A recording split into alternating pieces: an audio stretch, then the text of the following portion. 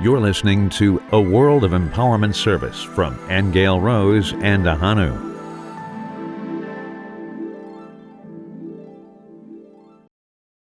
You are very welcome. I am Ahonu and this is my lovely Aingeal Rose. And today we are in delight because we have lovely Penny Kelly with us. And we haven't spoken to Penny in such a long time. And not only that, but we have actually had demand to have Penny Kelly back. And Penny, of course, has got very famous since we spoke to her last.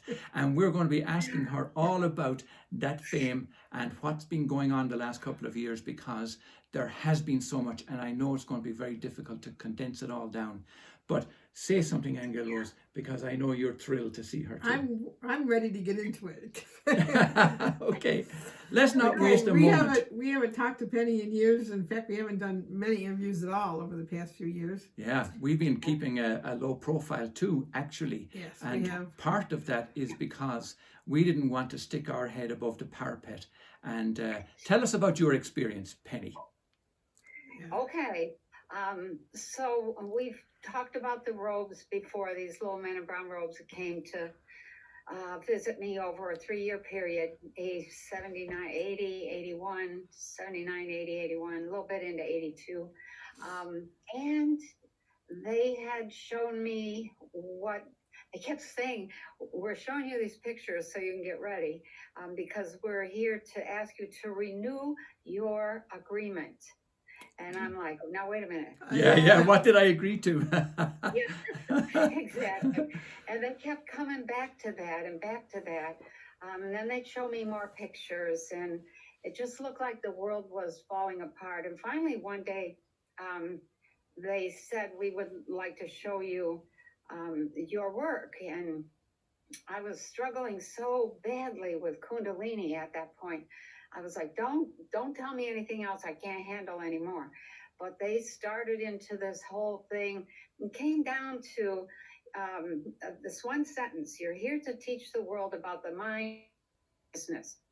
And that was like, what? What? So at that point, in some of the conversation, we were getting to the end of their visits, and they said, we want to ask you to renew your agreement to do this. This is a critical piece, and there's a team of you that's here.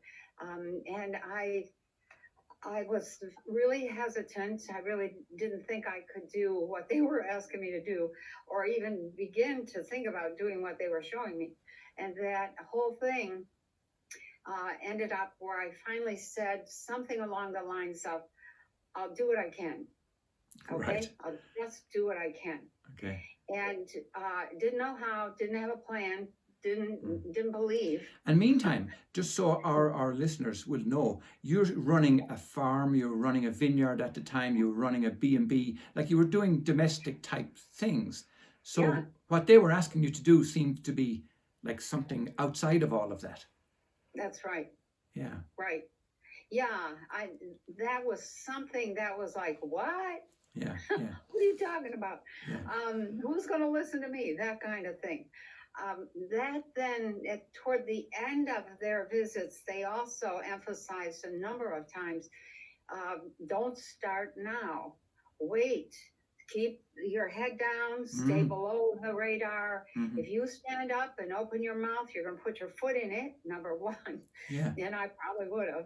And get your head shot off. You're also going to get taken out. You'll get taken out in a hot second. And so when they said that, I remembered being trained before I came here to do this work, and my teachers, my trainers in another civilization saying exactly this.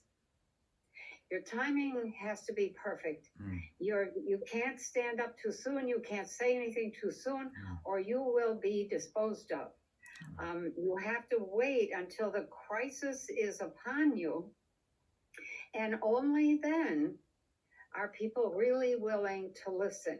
Right. And then that whole lesson was reinforced when my father got cancer, and I had tried for 10, 15 years to get him to change his diet, stop smoking, all of that, and he was not interested. But when he got cancer, he came around and said, hey, could you help me? Could you, what did you tell me about this and about that? And so what I noted was it wasn't until the crisis was in his face that he was willing to even begin asking questions. So then come, 2016, Donald Trump gets elected, and I thought, okay, it's getting really close now. And they had said to me, take good care of yourself, because you're going to be older before that your real work begins. And I thought, since I was like 31, 32 at the time, I thought, oh, wow, I'm going to be 50 before we start. Oh, man, that's really old. Yeah. So 50 came and went, 60 came and went, 70 came and went. And I was like, okay, now. But it actually started in 2018, I think it was, when Regina Meredith and Jason Four both asked for interviews, and all of a sudden, I was out in the open. Right. And I was very, very concerned. It was like, now? Should I say anything now? And I have been writing books, but those were quiet,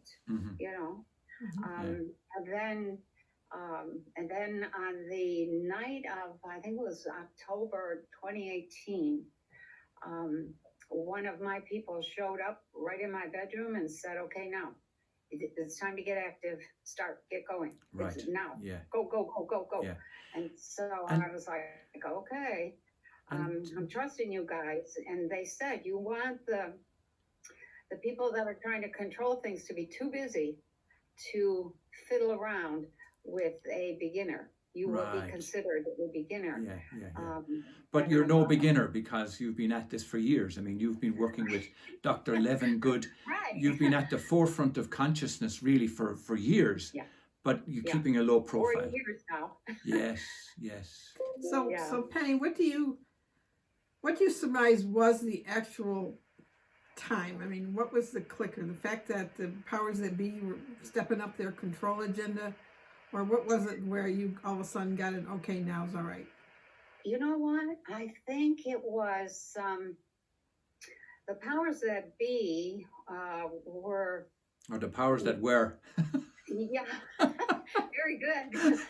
There were two factions. Those two factions were busy fighting one another. One was the Bush, Nazi, Rockefeller, Clinton group. That was faction one. And the second group was the global warming group. That was faction two. And those two had us successfully bamboozled into thinking it was a Democrat versus Republican thing, socialism versus capitalism kind of thing. And along comes Trump. And Trump was like, he was faction number 3. And he was against both of the other two. And that created enough distraction for them that they were not really able to closely pay attention. So I think Trump was that person. And that was the signal, okay, go. Right, yeah, like a decoy. I'm sure he wouldn't appreciate being called that, but however. No, he's the light of the world, huh? Yeah, that's true. He was such a polarizer that it was, you either loved him or hated him, and people immediately got caught up in that whole thing, and so so here we are. Yeah. So yeah, go ahead and get Rose. So let's talk about here where we are. Can we go backwards? Can we start with what's really going on with Ukraine and go backwards with the world in general? Yeah, we can. That's really an important situation. So actually, I just was figuring this out last night. Hang on. Let me share my notes with you. So the whole thing with Ukraine, I'm watching and I'm thinking, for some reason, this doesn't feel real. It feels like it's fake. It had the same impression on me when I watched China locking people in their apartments and bolting the door shut. It's like, okay, who does that? That's for show. Mhm. Why are they doing that? Mhm. It just didn't seem real. And then, of course, we copied that. And so that whole thing, I don't want to get us in trouble here. Mhm. So I'm going to watch my language.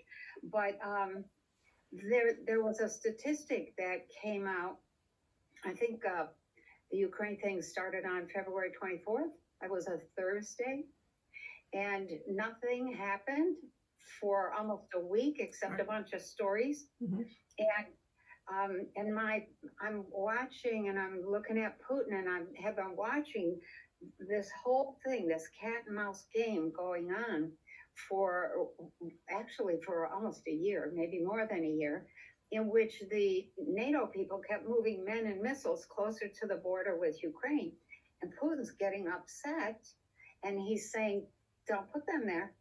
I'm gonna attack. I'm gonna do something. And so they just kept moving them closer. And what I was seeing was that is the same kind of suckering that they did to Hitler and to Saddam Hussein. Yeah. Oh, you're gonna attack? Oh, really? Oh, that's too bad. Mm. No, no, don't you dare. If you do that, we're gonna do that. I mean, they just kept inching Putin closer to the point where he couldn't back out. Yeah. And so then he invades, and then, we get all these reports of, all this fighting. And then I see this video of somebody walking down the street in Kiev, and it's a beautiful day, and the sun is shining, and the street is quiet, and there's no fighting, and there's no drama, and there's not even any smoke on the horizon. Yeah. And I'm like, where's the war? Yeah. Isn't it supposed to be in Kiev? Aren't they fighting over Kiev? And so that was one thing. And then there was this whole thing about, why are they still buying oil from Russia? What's the deal there? Germany is going to go ahead and what? And then there was another piece was like, okay, why are we, I think it was a piece by John Rappaport. He said there's no videos coming out of Ukraine showing any fighting. This is a fake war. And I was like, so I'm not the only one seeing that. Yeah. And then there was another piece where I saw somebody trying to give a report of 57 body bags behind him. One of the body bags, the wind was blowing. And one of the body bags blew open, and the guy inside pulls it back over. And I'm like, oh. Yeah. Oh my God. And we've seen those pictures of the cardboard Kalashnikovs and the glamour girls who supposedly Ukrainian women fighting for freedom, and there's they're. But here, what I'm hearing from you, Penny, is you keep asking questions. Why? And I love that, because few enough of us are able or willing to ask those questions. And, it's the asking of those questions is crucial, because already, in my mind, you've uncovered a sequence of events that are very easily forgotten. Because I remember NATO doing that push a couple of years ago. And then, you don't hear much about it, and it goes quiet, and sneaky move, and I'll tell you why I know about that kind of thing and the actions that they take is because I spent a lot of time abroad. I lived in Libya before all this Colonel Gaddafi stuff went on, and I could see the falseness and the fake news around the whole thing. And I was there when Anwar Sadat was shot in Egypt. I could see all the hype and the ignorance around all of that too, and the fake news that were put out there. And coming from Holy Catholic Ireland too, all the stories about Catholic and Protestant conflict was not about Catholic Protestants at all. That was the news that was put out abroad, and it sounded great and it sounded sensational. And like the actual facts underneath was not what was in the media. That's right. Yeah. That is so true. Yeah. I see all this stuff happening, and then I hear that Putin is bogged down 30 miles north of Kiev and isn't going anywhere. And I think it was the next day or a couple days later, I hear he's still bogged down, and we have 10,000 casualties. And I'm like, what? It reminded me of Yeah. my initial reaction was, oh, that sounds like a C-19 number. Yeah. So I was like, how in the world do they have, how can they claim that number of Yeah. casualties when there hasn't really been much fighting at all? Yeah. And then all of a sudden, about 10 days in, maybe a week, the entire globalist, fascist consortium just comes down on Russia with a lead hammer, and Germany reversed course. They cut off Russia's news. We're getting no news from Russia about Russia, only propaganda. Yeah. The whole thing with the situation there. Let's see, what else did I have here? The SWIFT. They cut off Russia from the SWIFT system. That's the interbank exchange system with the Bank of International Settlements. Right. And so Russia can't move any money anywhere. And all of the insurance companies said, no, we're not going to insure companies that are dealing with Russia or countries dealing with Russia. And it was like, okay, from my point of view, this whole thing, this whole war thing is the second big move by the Kabbalists, the globalists, to create the Great Reset. The first one was the C-19 medical crisis. The second one is the Ukraine crisis. The third thing I think is going to be the cyber attack crisis on the banks, and everybody's going to lose their money. Right. And then they're going to come back and say, oh, we have these central bank digital currencies that we will put all your money in this digital currency, and you can have it all back again. Right. Yeah. And they're going to try and get around the freestanding, independent, non-hackable cryptocurrencies. Right. And a lot of people are going to lose a lot of money. And just yesterday we heard, I think it was Google paid the second highest price. They bought a cybersecurity company, I mean, for billions of dollars. Now, they obviously know something that we don't, or they're not telling us. Yeah. Yes, they do. Yeah. It's coming. So before we go... So I see that whole Ukraine thing as the second stage in a Great Reset, in which they're trying to really capture us. Yeah. And before we go back in time again, like Aingeal Rose wanted to do, can we go up a level, like from let's say a spiritual point of view? What's actually happening from like a consciousness perspective with all what's happening on the ground? Okay, well, I'm working my butt off in that department. Yeah. So in terms of consciousness, what I'm seeing, and when I started, 40 years ago, it's like, whatever makes them think that we're going to be able to change the consciousness on this planet? This is absolutely, okay, I'll keep going. So there was a lot of doubt, okay? Yeah. Now what I'm seeing is that people are very neatly dividing themselves in terms of those who are interested in who's messing with my consciousness, and those who insist that, everything's fine. The people that have committed to maintaining the old world are the people that are going to go down. The people that have committed to the new world are going to lead the way, and then there's a whole bunch of people in the middle who are sort of in transition, and they're scared and they're afraid, but once you start on that journey into your own consciousness, there is no other thing that is as fascinating or as rewarding. Right. And so it's its own reward, and you step into your own understanding. You begin to see, and at first a lot of people really need to talk with a lot of other people, what's happening here? Well, how do you see this? Well, I didn't think of that. There's a lot of that. And then they start to put it together for themselves. Yes. The whole consciousness thing, and let me change the subject, or just take it in a direction that follows some of the research I've been doing for the last 6 months.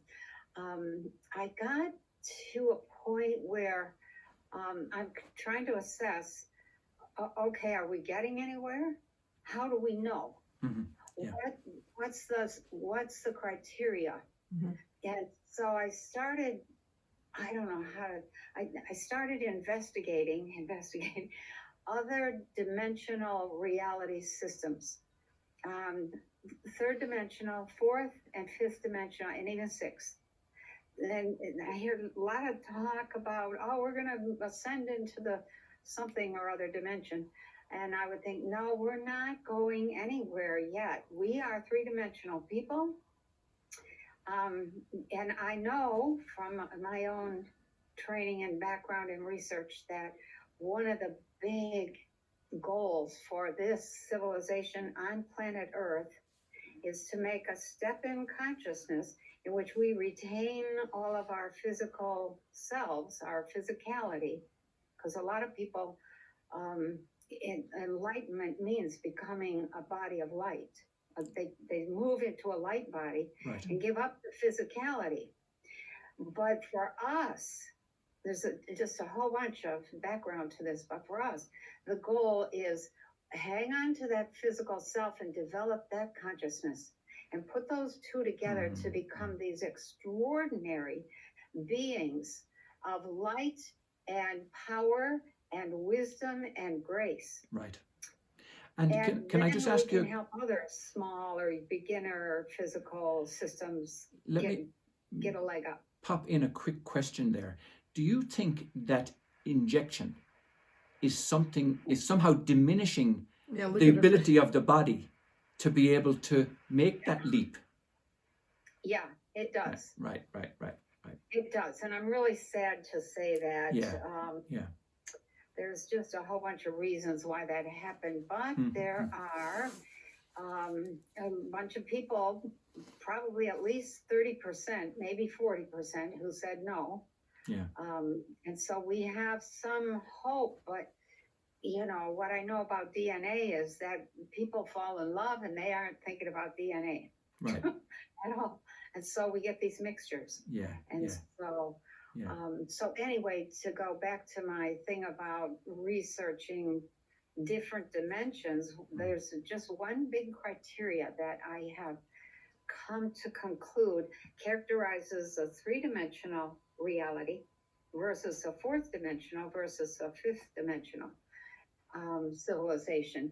And with a three-dimensional, people are amassing materials, putting materials of all sorts together, metals, fluids, organic material, whatever, trying to make machinery and build stuff and etc.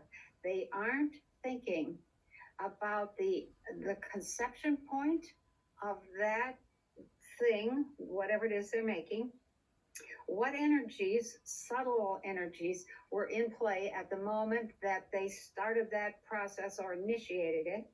They aren't thinking about the energies at all, and they're just concerned with the material thing, the 100%. Fourth dimensional people, 100% of their consciousness is focused on what are the interacting energies and how much of those interacting energies are destructive interference and how much are constructive interference. And I have to say, just knowing from my own background, that focus on what energies are in play at the moment something begins, that's critical, absolutely critical. Because if you get a whole bunch of destructive energies down the pike, down the river, down the road, the thing that you tried to build is going to keep falling apart. It isn't going to work at its in its prime, possibilities or potential. And so the fourth dimensional civilizations are 100% interested in every single thing from pens to, glasses of water to tools that we use. Are those energies in those things nurturing life energy, or are they destroying it? Do they take or do they give? Mm. And so then fifth dimensional reality systems are still almost 100% physical, mainly physical, and maintain that physicality very, very deliberately. And they have figured out how to get everything they have, their houses, their energy systems, their transport, their medicine, their food, their clothing. Everything nurtures the ongoing longevity and regeneration of the energies that we are. And so they live way longer, hundreds of years, thousands in some cases, because they're paying attention to the energies that they allow in and that they work with. And that's critical. That's a critical difference. And then sixth dimensional people, I haven't found any sixth dimensionals that are still physical. They're mostly light. Right. And so that's it, that whole thing, I think is, I forget what your question was now, Gail. But It was the him, question, not me. Well, Aingeal Rose has had a very interesting experience a couple of years ago. And we haven't spoken to you since she had this experience in 2019, where she went through, and you tell the story, but she went through a dark night of the soul. Well, we were Yeah. driving home from California to Oregon. And I looked out the window, and all of a sudden, everything just became black and white. I mean, it was just so not real.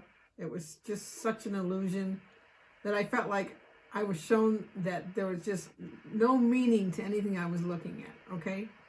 wow. Cars were going by, people were going by, and all of it looked like this big movie.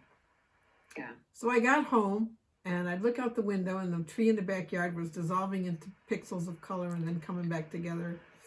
And then Yeah. I went into this, now what, kind of a place, because I didn't know, nothing had any meaning to me anymore. Like all the belief systems I had believed in were now suddenly dissolved and gone.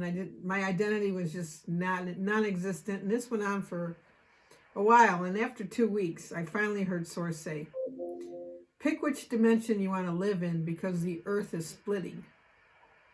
And I felt like it began then. It was kind of like, this is it now. We're in the great cleanse. Whatever you decide now is where you're going to end up. And choose the eternal life paradigm as opposed to the death paradigm we've all been living in, Yes. And it was like that. There was nothing in between. That was it. It's either this or this. And whatever you choose is where you're going to find yourself. So, of course, I chose the eternal love paradigm in my mind, of course, right? And then I started having all these memories, Penny. I mean, memories of things that I didn't even know I remembered. Things with Dad that were fun. Every death I've gone through in minutest detail. And just scratching my head like, why am I remembering all these things, And Source said, well, anything that's not love has to come out of your cells. It's all in your cells. You can't have it there anymore. So that's been the process. And like you, I have not been able to come out in any kind of a way. I've just went into total isolation, and I wasn't interested in teaching or doing anything. I was still doing readings, but I had no direction. I didn't know what to do with anything. And it's only been recently that, they've asked me to make up a program for those in-between people that you're talking about, where, every month we can do a session, something to bring more awareness to them, help them get closer to their inner selves. I mean, it's been all about the inner self, Yes. Stop looking out there. It's all about the inner self now. You can't, Oh my God. can't project outside. So that's what I've just started to do again. And my health hasn't been the best. My kidneys are weakening. I don't know what to do about it. And blah, blah, blah. I've been struggling physically myself. Went through 2 years of dizzying spells. I mean, just horrible dizziness. So here we are today. We're back. And I'm just going with, like you, with what Source is saying, And Yeah. sometimes I do wonder, they've been trying to take me out. I'm just so exhausted. I feel like I've been thwarted with everything. Um, we've been hit financially really bad, and that's a big story for us continually, Oh God, But sometimes yes. I do think, I mean, I was kind of singled out when I was in New Mexico by some beings with no faces, telling me they were going to watch me ever more closely now because I happened to see a military base on an overtone above the earth that I saw a little bush go into and talk to aliens, Ah, And even though I didn't think there was really anything in that info that would have been horribly devastating, yeah, they right. basically threatened me. And Yeah, but you witnessed it. You saw it. I saw it, and ironically, Little Bush went to Roswell after that, 2 weeks after I saw that. And Prince Charles came, didn't he? And Prince Charles came, and somebody cut the ribbon for a big new observatory in Socorro, New Mexico, Holy at the time. cow. So it was all kind of quite weird, but we got blasted with chemtrails. My partner was sick at the time and ended up committing suicide a couple weeks later. Ah, So oh, it was no. I'll tell you about that story. It was more involved in what I actually saw, but it was just Yeah. kind of we were just driving to Carlsbad Caverns, and we went through this town called Portales. Interesting, Portal. Yeah. Portal. And all of Yeah. a sudden, this download of info was like, holy shit, I mean, really, it's like, what is this, A full military base on an overtone above the earth, talking about the alien problem and sitting down with these tall aliens with blonde hair and looking at maps on these tables with the presidents, and on and Yep. on it went, So, Yeah. so anyway, but this is coming up full circle. This is why I'm kind of I wondering, have to comment. Let me interrupt Yeah. for just a minute. That experience of looking out at the world and it just all becomes black and white and has no meaning and it doesn't look real. I've had that. And that has occurred 2 or 3 times, followed by a period, usually of about a year, sometimes a little more, sometimes a little less, of just not feeling like I belong here, like this is the wrong place, Yeah. like I'm lost in a cardboard world or a world yes, of cardboard props. yes, That everything looked like it was 2-dimensional, Yeah. like Yep. there was no depth and no life to it. Mm. And that is, I have had a couple of students who have had that same experience. So that's seeing through the third dimension and realizing this ain't all there is. yeah. So, yeah. I know we ended up doing a huge clean out. We gave away 2 housefuls of furniture. Oh, I mean, wow. we just got rid of most of our possessions at that stage too. Yeah. And Yeah, I go through this everything- deep lonely. I go through these periods. I tell Ahonu, I wake up and it's like I'm so deeply lonely. Yeah. What am I lonely for? It was nothing here. Yeah, that's right. You come here to work, or, well, it's kind of, I think of it like doing a hitch in the Army or the Navy or Yeah. the whatever. Mhm. You're doing your thing, what you do. And hopefully, when you're done, you go back home. Yeah. Yeah. Hopefully. So, So when you were talking about the third, fourth, fifth, and sixth dimensions, right? yeah. Can you correlate that to events that are going on? We talked about Russia, Ukraine, and the C-19 thing, and like, is there, like, looking back, can you see the steps that are being taken? Do you understand my question? The steps taken in terms of what? I mean, this opening of the potential of other dimensions. Yeah, they're hard to see. They're few and far between. They're not well defined or well connected. But for instance, the whole situation involving, like what I just said, like this whole Great Reset thing. That's very clear. It's like, okay, those guys are moving in that direction. Right. But people keep popping up in terms of consciousness. Alternative media keeps expanding. Mhm. People, I've tried to change the language that people use, because a lot of stuff is really new agey and it's just an extension of religious stuff Yeah. that doesn't have a whole lot of, there's no meat on those religious bones. It's Yeah. just all fluff, and Yeah. you just believe, Yeah. and no action is required. Well, now what I'm seeing after seeing that, people are waking up, people are listening to alternative media, people are starting to use a slightly different language now, and I've been harping at people for 3 years. Look, it's about action. You are a three-dimensional physical being. Ain't nothing happening if you're not taking action. Physical action. What are you doing? Start with yourself, heal yourself, and then, clean out your house, get rid of your junk, and then build the kind of structure, and get the kind of things that you need to be totally self-sufficient. And I see people starting to talk now really seriously. How do we find land? How do we find others that want to live in harmony with Mother Nature? How do we gather the stuff? What do we need? People write, what kind of seeds do I need? And I'm like, seeds. Do you have any land first? Do you have any place? And so there's steps that we have to go through. I think we're going to have a civil war, a global civil war, and I'm not the only one saying that. Martin Armstrong is the one who's coined that term, but I had been seeing that for like 5 years, and a lot of people, oh no, we're going to be just fine. We are spiritual people. We don't have to go through that. And I'm like, oh yes, we do. Yeah. We have to, and here's the thing with other dimensions.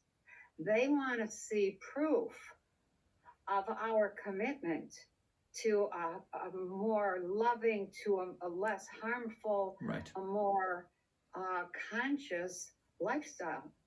And talk isn't going to do it. They want to see us make the change. They want to see us repel the kind of forces coming at us. And we do have big help that is working. They are, they are making a difference in terms of the consciousness and helping people. And if they see you trying to do something, they can help. But they can't institute something if you're not trying to make it happen. Yeah. They can't That's like, take prerogative away. it's like the choice that Aingeal Rose was talking about. It's time to choose between the death paradigm and the eternal love paradigm.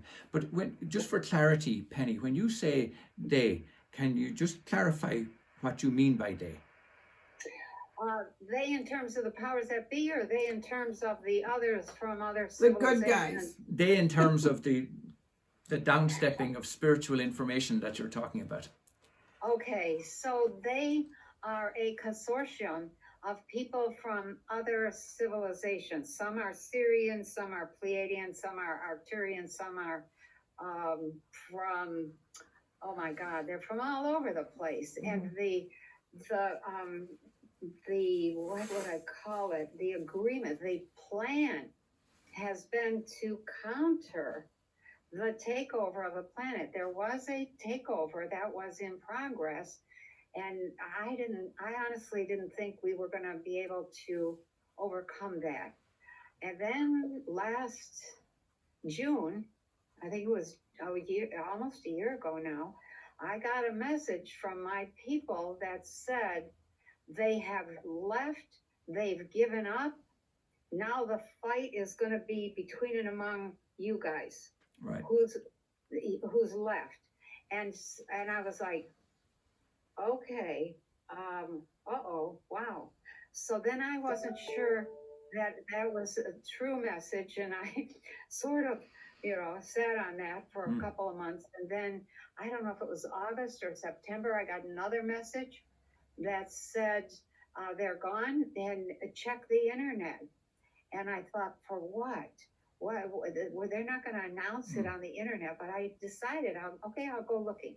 Yeah. And lo and behold, I open up my Outlook, and there is a message from somebody that I hadn't talked to for 10 years. And she's involved with off-planet people, and she's involved with Michael Sala. And she sends me this thing and she said, you need to know this. And I was like, okay. So I'm like, is this the internet you told me to check out? So I go to Michael Sala's website, and there he's got a report, and it's Elena Danan saying that there were reports coming out of Antarctica that the ETs who were planning the whole takeover had given up. And what I knew already from the previous June was, oh, wow, okay, that message that corroborates the message I got in June. And it also made it clear that what I had been taught before I came here was when the bad guys give up, of course, they build this honeycomb of corporate structures that are in place to control everything. The guys up at the top are pulling the strings. And all the corporate CEOs are the puppets, and the people running countries are other puppets, governance puppets, corporate puppets, and financial puppets. And they then decide, typically, we're going to finish this ourselves because we're going to have the control. And they don't have the mindset, they don't have the consciousness, they don't have the insight, and they screw it up, and they collapse. Yeah. And I think we're right at the edge of that right now. So. Interesting that you should say about them leaving, because Aingeal Rose and I were in Ireland, I think it was around about 2017, I think. Thereabouts anyway. And we were on the west of Ireland at a sacred site over there. And we went to the top of this small mountain where there was a burial chamber and all of that, those ancient sites. And Aingeal Rose looked up in the sky, and she could see all these old warriors, like from mythology, leaving. Do you remember that occasion? Well, we went up there because that was supposedly Queen Maeve's burial cairn. Oh, wow. And I'm like, she's not here anymore. It's like we went back after a few years, and I said, where did she go? And I realized the wheels within wheels in the sky.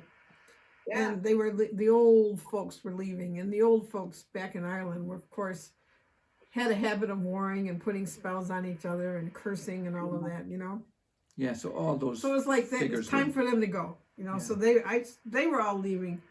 I haven't seen that with the ETs, like you say, but I've heard of it. Okay, and Source told me in 2012 that the time of evil was over, and that it would take some years, Yeah. So it's like, well, yeah, I think we're right at the edge of that right now. But, I still feel we're a little precarious, We are. Yeah. We are. Yeah. I'm like, don't give up now. Yeah, right. Yeah. That's right. Yeah. So in looking at the big picture too, Penny, trying to keep that perspective on things. When you say don't give up now, like, it's very hard for people to remain positive with all that's going on. And, Aingeal Rose even mentioned about depression and despair almost sometimes, And we've had various people who have come to us who were very close to suicide, and thankfully we were able to help them. But there's a lot of that going on, So, like, do you think that there is spiritual help for people who are on the edge, about to give up, I do. Right. I do. If you knew the number of others, I call ETs OPs, other people. So if you knew the number of other people that are engaged here, that's their full-time work is just watching over what's happening here, you would say there's no way we can lose, but we can lose if we don't do the work. Yeah. They're here to support and help. If you have somebody that is suicidal or that is just caught in depression, there's no magic key, but it does help to say, look, there's a whole new world coming. Yeah. Don't be fighting the change. You're fighting something that needs to happen. We can't have a new world with all that old crap. Right. The world we have is the result of the consciousness that we hold. And so just work on changing your consciousness and we'll get to that new world and it'll be quiet and peaceful and beautiful. And I've been to that new world Well a said. number of times now. It's stunning. Well said. Well, so I have a question because I don't even know how to say it. Like in June, everything's going to be hunky dory, and and when I check, I never see it happening that quickly. But I have a question about that whole belief because my daughter's into it too, and the truth about that whole thing with that. And also, what about investing in silver? And is that something we need to even care about, or what? What would you say about that? Yeah. So about Trump, I don't. I mean, I wrote a whole book about Trump and that he was conducting this sting, and he still is, but he's not much different. I mean, he's doing that to beat out the other two factions. So people need something to believe in. They need something to hang on to. Mm-hmm. And there isn't anything in the new world that we can say, here, hang on to this, because people can't see it. Right. It doesn't exist yet. Yeah. So you have to let them have their totem. Mm-hmm. Okay. And the totem for a lot of people. Yeah. In terms of the what was the other part? That Trump was part of it. What's the other part of the question you asked? Silver. Well, I asked about silver. There's all this stuff about Silver, investing. yeah. Oh my God, yes. Get some silver if you want to be secure. Silver, gold, any of those cryptocurrencies. Those are really going to be the money of the future. But for right now, if you haven't gotten into cryptos earlier, it's kind of hard to get in. There's a long learning curve. Yeah. But there's going to be a fight between the people who are trying to produce their own cryptocurrencies so that they have total control over you, because cryptocurrencies as produced by central banks are going to be cryptos that if you don't behave, they'll shut off your money. Or if they say, no, you already bought 10 boxes of cigarettes this month, you can't have any more, they'll shut off. They won't allow that purchase to go through, or. And that's already happening in some places. So it's only the cryptos that are decentralized and that are on the blockchain that are really, more secure. Right. And only if you put them in a hard wallet. All that terminology, people, their eyes cross. That's true. What are you talking about? And so we have to go through this cryptocurrency period. But in the meantime, silver and gold, food, even alcohol, all of those serve as other forms of money. And so I've said to people, plant some seeds, get a pot and put it on your porch and grow some lettuce or grow a tomato plant or grow some potatoes. Potatoes grow very well in a pot. So, we just need to start moving and living as if we're in that new world. And we're going to wake up one day and discover, oh, we're there. Right. We made it. Yes. And it's subtle too, because it's like, even if you think of this last 2, 3, 5 years, it's like this all came upon us without our awareness almost. Do you know what I mean? Like it sneaks up on you, is what I'm saying. It does. Yeah. And it sneaked up on a lot of people and pulled the rug right up from under them. Yes. Yeah. It's true. Yeah. So. Yeah. So, you know about the Ringing Cedars books, I'm sure. With Yeah, I Anastasia. do. I love them. Okay, well, there's a whole movement, in terms of building, communities based on Paralandra's teachings. Yeah. Yep. Do you have an opinion on those or no? Absolutely. I think that those are absolutely essential. If they don't fly the first round, so what? You learn a lot. Here on the farm, we've had 2 or 3 communities that formed, lived together, worked together, didn't work out over a very long period of time, just a few years. Yeah. The first one was 2.5, 3 years. Second one was maybe 2. um, and maybe 3. And what you learn is what works and what doesn't work. How do people have to live together? Yeah. And if you have all people, I have a whole list of things. These are things that you need to do and to know and to keep in mind and to work at if you're trying to have a community. Right. And I've been asked by some people who have some very big investment money to kind of help not only select a location, but to bring in the kinds of rules that allow people to live and work together. And, a couple of things I said right off the bat was, no, that isn't going to work. Everybody's got to have their own private space, their own private bathroom, because it doesn't work otherwise. And they have to have their own jobs. There have to be transition periods. You try it for 3 months and then you evaluate the person honestly. They don't want to work, then they're out. Well, what I hear you saying, Penny, is, and I'm just keeping an eye on the time too, because we're coming up on the top of the hour. So I just wanted to try and maybe ask you this question by way of a conclusion.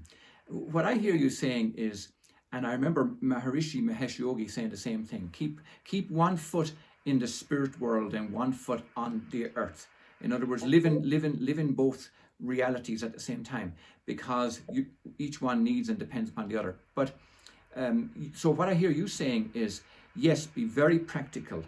Get your seeds and your food and your monetary exchange value and your place where you are secure and safe and all of that, and people. That's what I hear you saying, right? But at the same time, know that there is some purpose unfolding, and we're in it. Right. There is. Am I right? Yeah. Yeah, you are. There is a purpose, and the purpose is to make a reality. This is what the robe said to me over and over. You are creating your future. What are you creating? What do you want? And I ask that to people, and they say, I don't know. And then they say, well, I know I don't want this, and I don't want, and I'm like, okay, that's a start. They know what they don't want. They don't often know what they do want. But you start, and there really needs to be a couple of spiritual guides in every community to help people make that shift in consciousness. It starts with changing what you're doing physically. That is a huge change. Right. And then the spiritual understanding, insight, all that comes and solidifies. If you've got some good teachers, kind of like counselors, on board every big ship, there's a whole array of counselors. People that work with those on board the ship, and some of those ships are huge. So almost as big as a planet. So you've got a lot of people in those big ships, and you have to learn to live together. People don't know how to handle sex. They don't know how to handle power. They don't know how to work with their own emotions. They don't understand the stages of development that humans go through. They don't understand the nature of reality. It's like, okay, we're starting from scratch here. Yeah. Yep. Super. Have you written books about this lately? Not about this, but I have talked about it a little bit, a lot with my own group of people. It's like, okay, are we going to live together? Or are we going to fight together? Yes, yeah. But isn't it an interesting thing about humans, how we have difficulty seeing the big picture. We're so immersed in our own little 3D world within ourselves, the ego, in other words, that we can't see the necessity to be loving and caring and warm and to each other and to support. I know.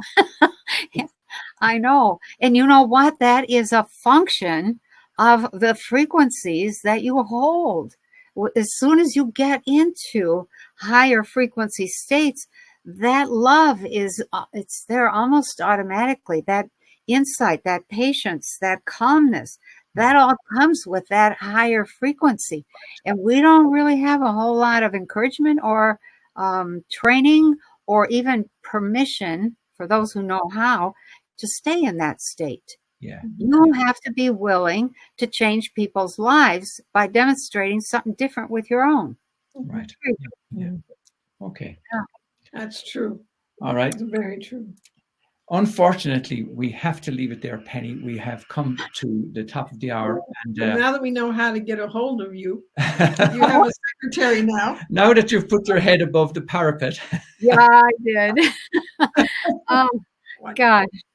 Yeah, I'm here. I try to make it easy to get a hold of me on my website. I think there's a spot where you can email, and one of my little team will answer almost immediately. They're amazing. Oh my gosh.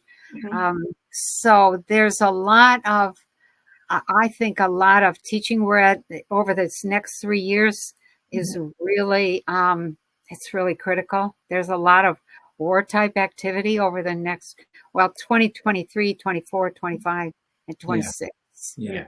Wow. So you mentioned your website, and for our listeners, can you call that out first so they can get in touch with you? Yeah, it's Consciousness on Fire, www.consciousnessonfire.com. Wow, that's easy to remember. Yeah. Yeah, and you can still get to me through pennykelly.com. www or penny no pen, yeah pennykelly.com. I'm trying to think of the Penny L. No, it's Penny Kelly. Yes. So Good. Okay. yeah. All right. Well, look, you've been super helpful to us today in terms of bringing clarity like you always do. And I hope that it'll go out and bring similar clarity to those listeners and viewers. And it's wonderful to connect with you again. And it's great to see you in action. And and that while those other people are leaving, you're not leaving, you're staying here. No, I think this is a great place to build a new reality. Right. Yes. Yeah.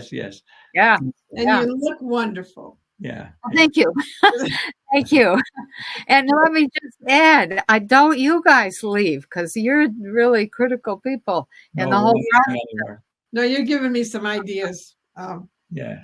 Okay, very good. Yeah. Okay. Yeah. So let's close right now. Stay on the line though, Penny, please. And we'll just close off right now. So thanks to everybody.